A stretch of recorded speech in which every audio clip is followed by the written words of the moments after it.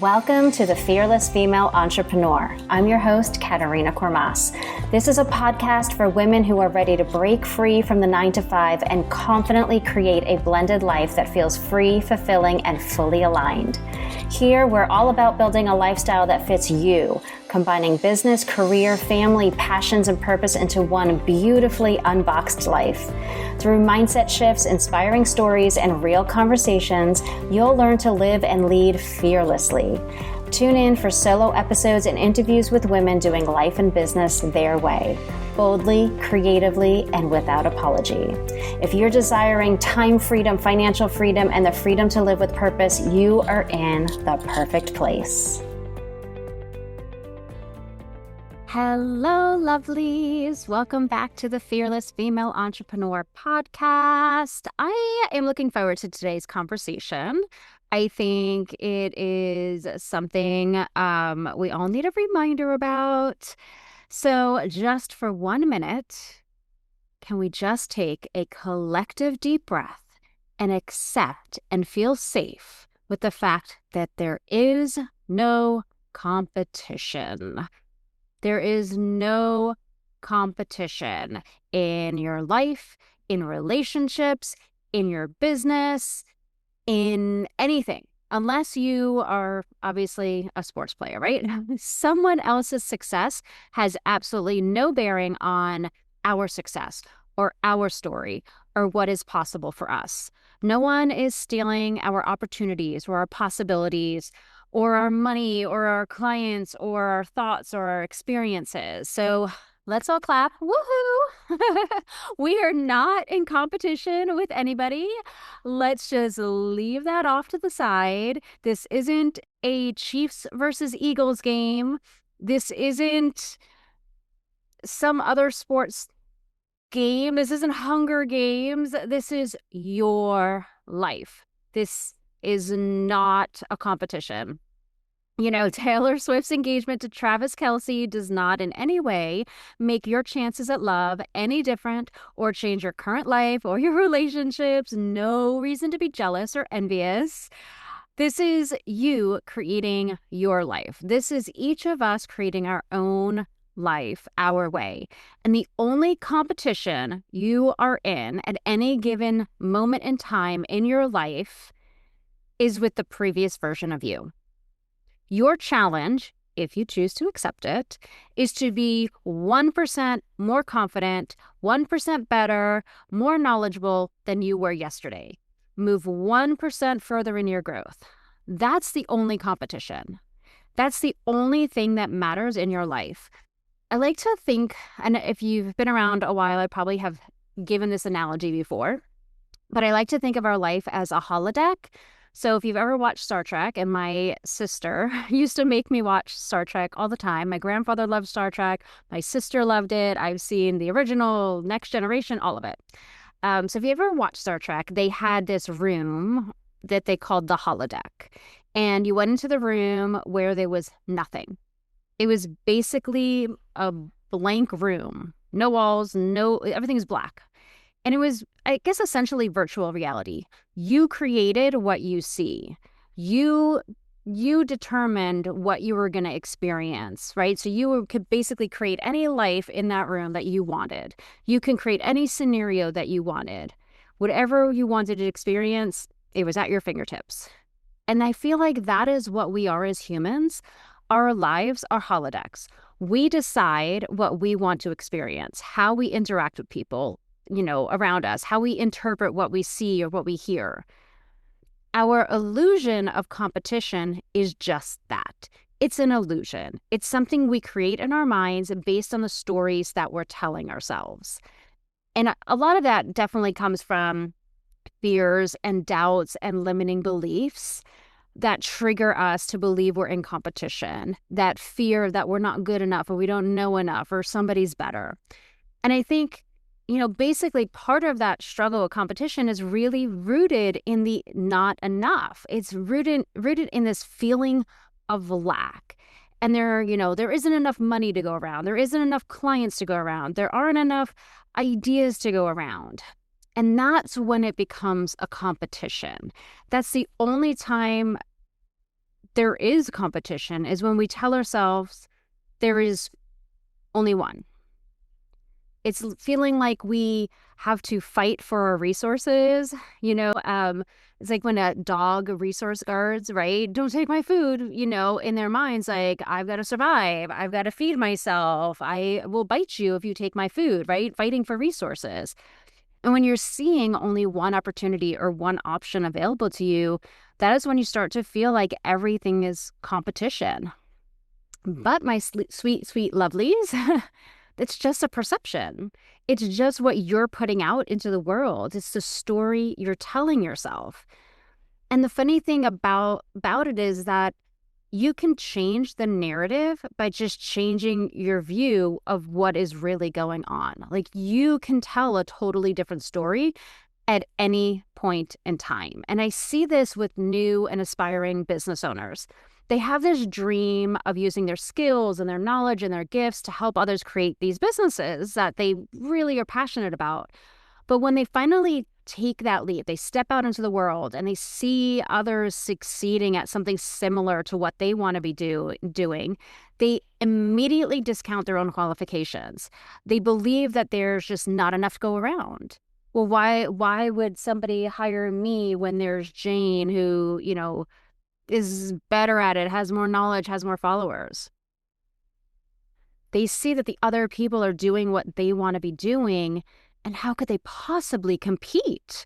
I see this in groups all the time where it's like, what's the, in all these entrepreneur groups where there's like newer entrepreneurs. And it's like, well, I have a business idea, but everybody's doing it. And that becomes the narrative that they tell themselves. And I feel like your heart and soul and the universe and your intuition that's telling you this is what you should be doing, right? Puts that dream on your heart, that idea in your mind. It's not asking you to compete. It's saying you're ready. It's asking you to be you and share your gifts with the world because they're needed.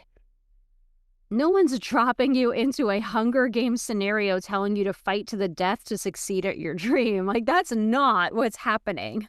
No one is telling you that you have to steal someone else's clients or convince people you're better. That's just the story you're telling yourself because you can't see that there's so many possibilities and that you're unique and people are already attracted to you, right? You already have friends, families, maybe spouses. You already have people that love being in your presence. You already have all the things.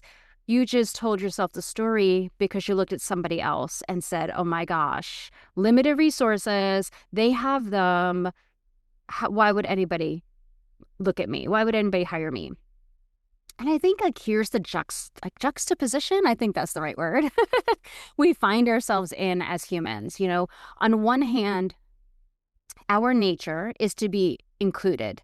We don't want to stand out. We want to belong to a crowd. We want to fit in with the pack so that we're safe and we're protected from our enemies and the danger at large. Think of like a pack of wolves, right? Like, you don't want to be the weak one.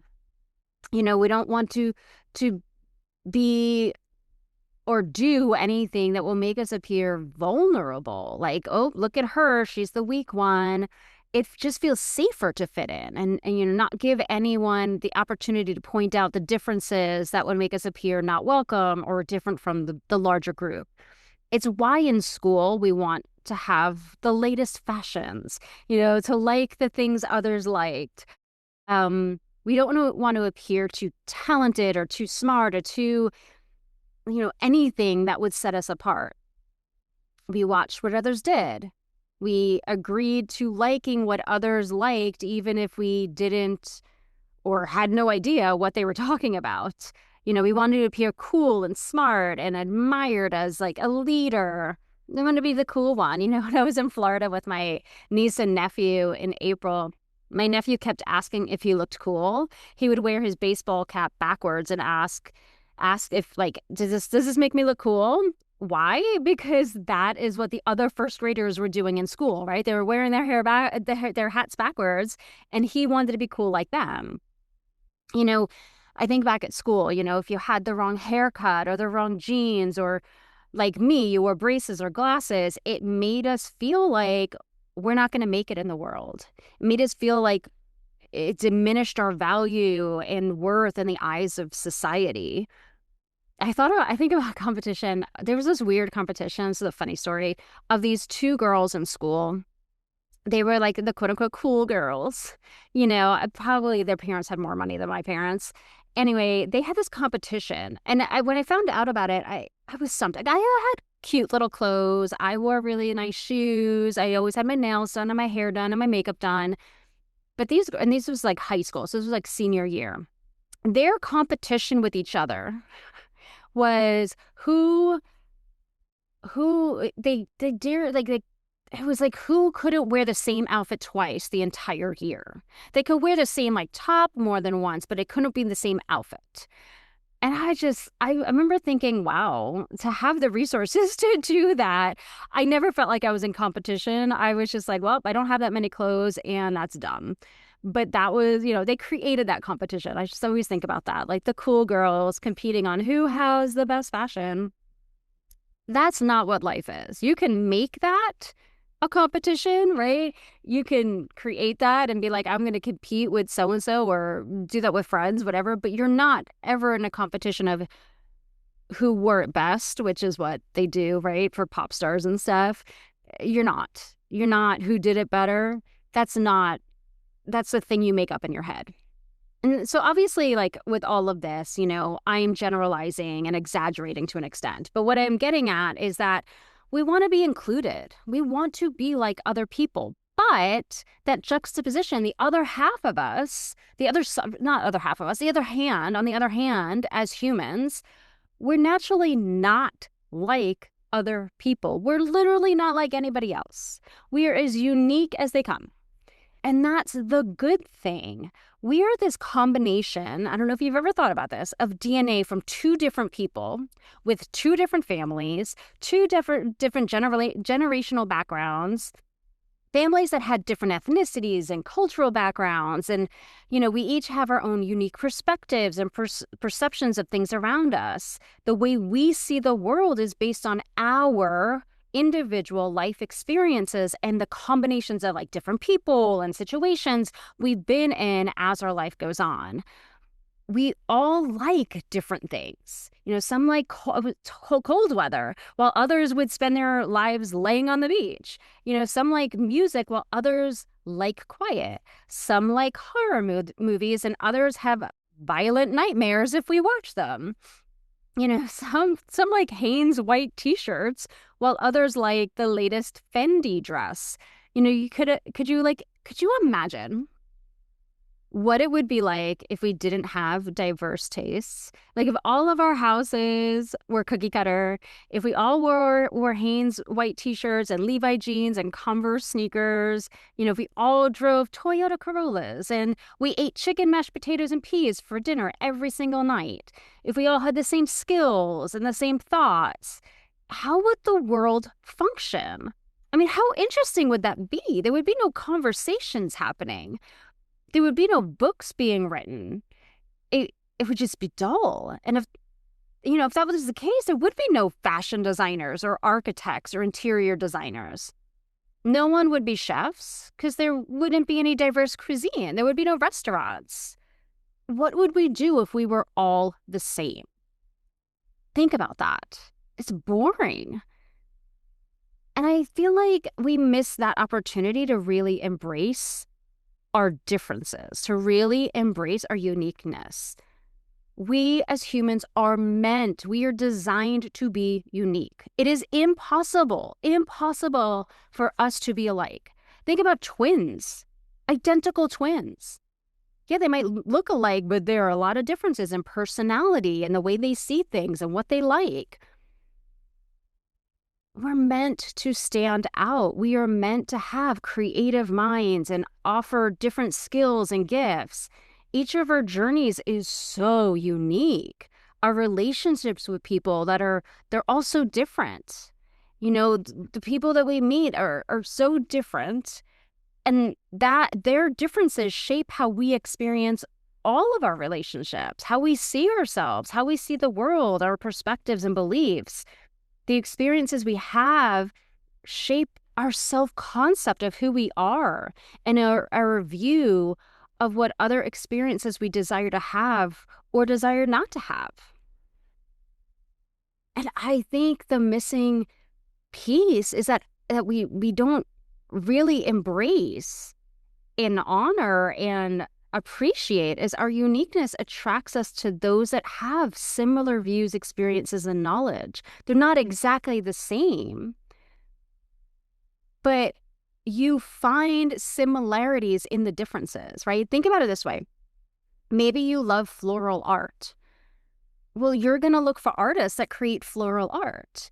If you love golden retrievers, you're probably going to look for a golden retriever rescue to adopt your next dog. If you love contemporary design, you're going to choose interior designers that specialize in that style. And the same goes with our values and our interests. You're more likely to be attracted to people based off of similar interests. And I call these connection points. They're these points that are our similarities that we connect to. Our views, similar values, similar things we're looking for. And like the more connection points you have, the more you connect, right? The deeper the connection. The people that I meet in my life and in my business are very similar to me. We watch the same shows. We like similar coffee drinks. We read similar books like suspense novels. We're more likely to be introverts. We're more likely to be liberal, have a heart for other people and for service. We actually don't attract people based on how loud we are or how often we post on social media, which is like this big, we're just misled by it, right? Because social media is so loud and we see all these people that get more of our attention because the algorithm shows more people their stuff because they have millions of followers, or they pay for ads. And so those people are the quote unquote loud ones. And it seems like they're the ones that are going to attract everybody. Everybody's going to want to work with them because look at them. They know everything and they have all the things and they just, are so confident. But that's not how we attract people. There's like something else that connects us. Or maybe I should say like layers and layers of things that connect us. In the world we live in, where it feels like the person that is the loudest or has the biggest team or, it gets the most attention on Pinterest and Instagram and TikTok, it can appear like they get the prize. And that's the illusion. They might get more eyes on them, but that's not why people choose to work with or buy from them. Not the type of people that you probably want to connect to you. They might see like a connection point or two, and that those people that seem loud, they just overcame obscurity. They just got their name out there. But we're not in competition with them. We're not in competition with one another. Your job, if you want to build a business, anything, right? You want a relationship, you want friendships, or whatever it is, your job is to be you. It's to share your views and your perspectives and your talents and your gifts. You're only looking for the people that connect to your style and your values and that are similar to you. You're not going to be for everyone. And guess what? Neither is anybody else, right? Like you're not for everybody, but you also don't want things from everybody, right? There's 6 billion people in the world, right? I've never bought a Hanes t-shirt and I never will. I don't buy from or work with the loudest people in the room. I work with the people that are quieter, that see the world the way that I do, who have similar interests and like doing similar things. I like people that, especially in the business world, I tend not to buy to people that are just talking to the masses because I want somebody to understand me. I want to focus on me. Like, I don't want just some mass generated course or to be in a Facebook group with 3,000 other people that bought the course. No, I thrive on more one-on-one. So I don't buy from those people. I buy from people that I trust, that are like me, and I buy one-on-one because one-on-one's better for me. My coach, my marketing coach, she was on the podcast, Kelly Cookson. We love Pilates and we talk about Pilates, right? Like we have little things here and there that we have similarities to. And that is how I connected to her. You know, like thinking back to clothes, like I prefer things that are classic and understated and aren't trendy. So I'm not going to buy what's on the runway. But you might be like, I want the latest thing that I saw in latest whatever style that I saw in Vogue or that I saw Taylor Swift wear or whatever. And that's okay. There's no right or wrong. So coming back, like competition is just an illusion because you don't want to just date any guy. You don't want to just be friends with anybody or everybody. You don't want just any clients, right? You want the ones that are going to be fun to work with, rewarding to work with. You want the ones that are going to feel good for you, right? Good for you. That especially now where you are now, you're going to change and maybe you want different clients, different types of clients later on. But for now, you want the ones that feel good for you. You want the friends that feel good for you right now. I was talking to a friend recently and she was talking about this girl she just hung out with. And she's like, I don't know why I hang out with her. She never makes me feel good. And I'm like, you outgrew her. You had things in common with her at one point in time and it was fun to hang out with her. And now she doesn't make you feel good. You outgrew that. And now you get to find other friends. And you know, you want people to choose you. You don't want to chase people. You don't want to convince people. You want them to choose you because you can help them and you make them feel really good. You want the relationships, you know, the boyfriend, girlfriend, spouse, whatever. You want the one that chooses you. That is like, gosh, I admire her. I learn from her. She makes me grow. She challenges me. That's what you want in your life. You want those clients that are like, oh my gosh, she sees me.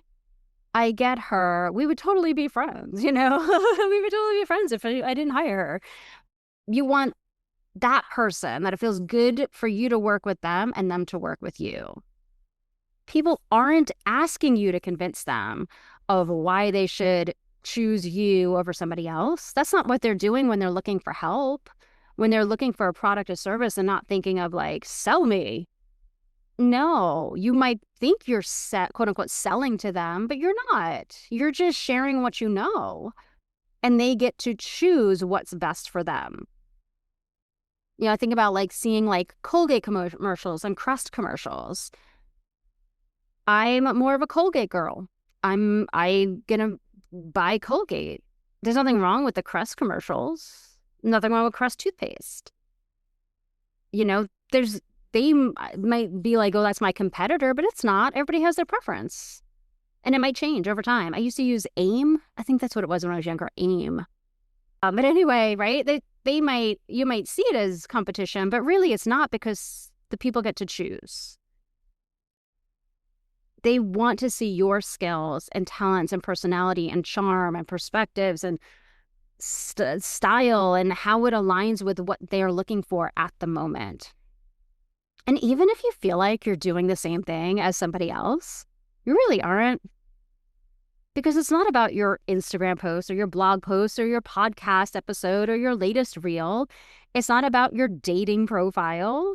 It's about all those other connection points people find with you. The way you say things, the way you explain things, the way you see things, the knowledge that you share.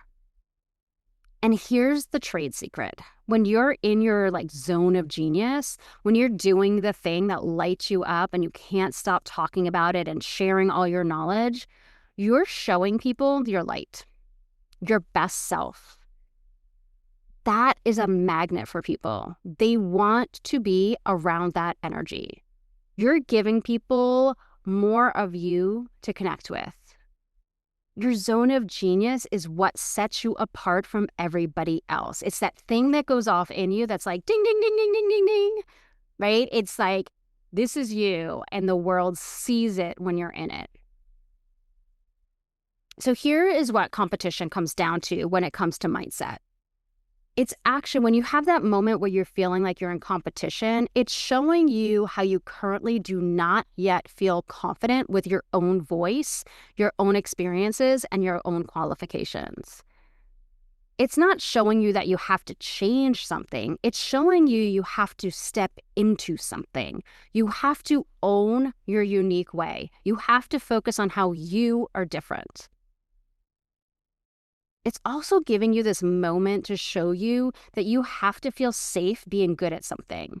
It's showing that you need to do some serious inner work on your self-worth, and that it's safe to be different. And it's safe to have talents and a unique perspective and style. Your struggle with feeling like you're competing with Jane over on the Instagram it's really your inner voice telling you that you don't yet trust yourself to be enough, to know enough, to have enough to succeed. It's telling you that you have a deep desire to be that confident in who you are and what you have to share with this world. Because after all, that is what you were attracted to when you think you're in competition with somebody. It's not what they're doing or saying, it's their energy that you're attracted to. And the only way to have what they have is to own what you have. Here is how you can use the feeling of competition in your favor. So see it as a trigger and a nudge that you want to grow. See it as you wanting to step into your next level of confidence around this area of your life. You want to step further in and own your zone of genius. You want to see this as a trigger from the universe, as your sign that you need to work on your own self-worth and work on your confidence around your own qualifications so that you no longer are bothered by what you deem as competition. I'm going to share a vulnerable secret with you.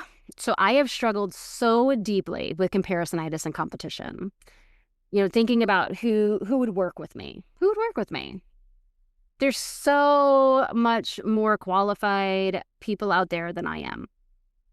And years of undercutting my skills and playing small, only showing up when I feel what I have to say is powerful and thought-provoking enough in that moment.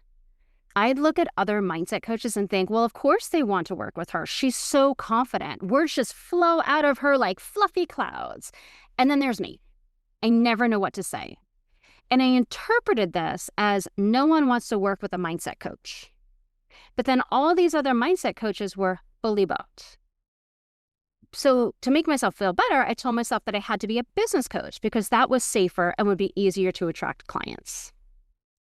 There was no evidence to back it up, just my fear that I was less than somebody else, that I was missing something, and that the quote-unquote competition, and of course I put competition in air quotes there, was greater than me.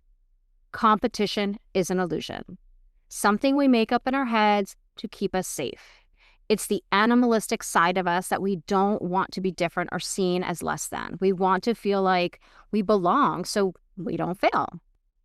So, question for you. Do you want to banish your comparisonitis and competition thoughts once and for all? Because this is about honing your muscles.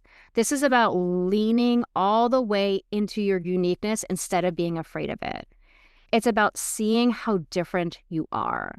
It's about leaning all the way into how you're qualified. The entrepreneurial space would ask you to know your ideal client and what they're looking for and why they would buy from you, but I don't like that approach. Most of us attract people that are like us. So instead, start with this question. Why would you work with you? Why would you buy from you? And don't accept an answer that's like, I don't know, they probably wouldn't. No, your job is to get a piece of paper and a pen, and I want you to brain dump everything you know about your topic or industry, everything that you could talk about all day, all your knowledge, all your passion. Just write it all out. Write about your story. Write about how you got into it, what you love about it, books you've read, what your values and your styles are about.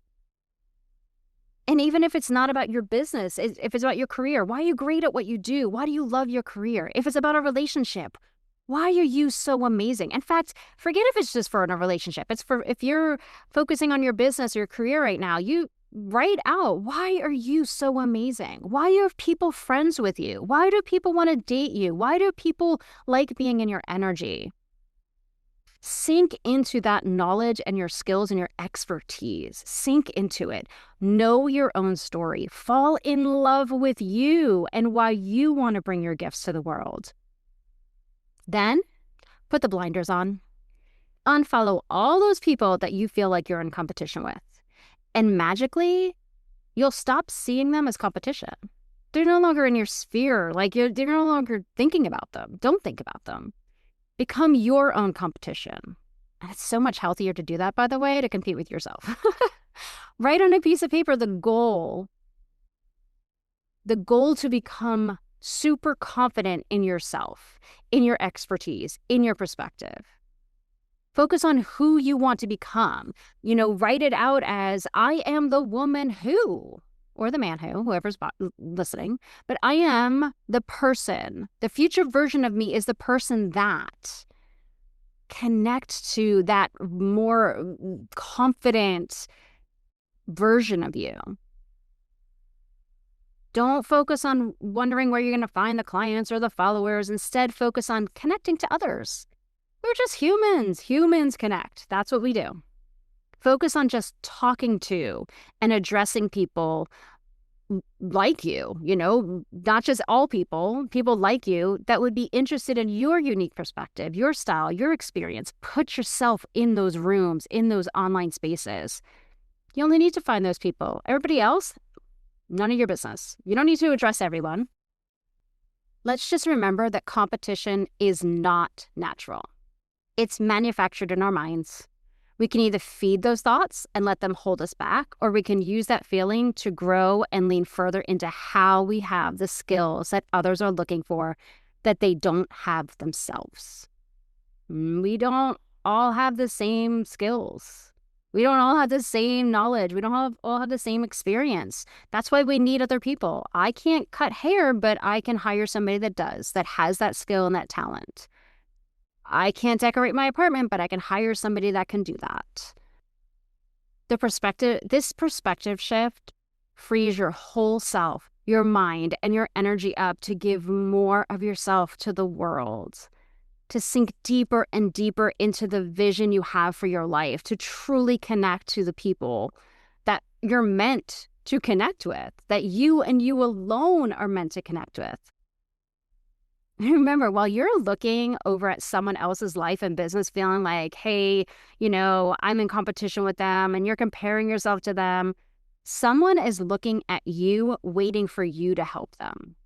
They aren't looking at that other person. They might not even know that other person exists. So comparisonitis and competition is actually robbing somebody else of your energy, your unique skills, your talents that they're looking for right now. And that goes for relationships and friendships. Somebody else can't fill their void the way they need their void filled. They're waiting for you to show up. So today, I want you to think about where you feel like you're in competition with somebody else. And I want you to rewrite that story. I want you to write how you're not in competition, why you're not in competition with them. Be proud of them and cheer them on for the success they have. Cheer others on for the relationships they have. You have your own, and then stay in your lane, basically. Basically, stay in your lane. Cheer them on, let them be free to do their life and their business, and stay in your lane and focus on building yours. There is no competition, and that is amazing. Whew, what a relief, right? All right, y'all. I will see you all next time. Bye. Hello, lovely. Thank you so much for joining me for the Fearless Female Entrepreneur podcast. I have something special for you today. If you're ready to finally design a life that truly feels freeing, where your schedule and your career, your business, hobbies, and passion projects all blend together into one beautifully balanced, purposeful existence and feels absolutely perfect for you, then you're going to absolutely love my new free resource, the Freedom Lifestyle Designer. It's designed to help you map out exactly what your unique freedom lifestyle looks like, and it'll guide you to integrate every piece of your desired life with clarity and intention. So you can get instant access and start designing your dream life and business by heading over to the link in the podcast description to grab the workbook. And for those of you who are serious about making this freedom a reality, I invite you to book a free 30-minute momentum call with me. Just click the link in the podcast description to book the call, and let's chat about how we can transform your life and business vision into your everyday life experience. So thanks for tuning in, and I'll catch you next time.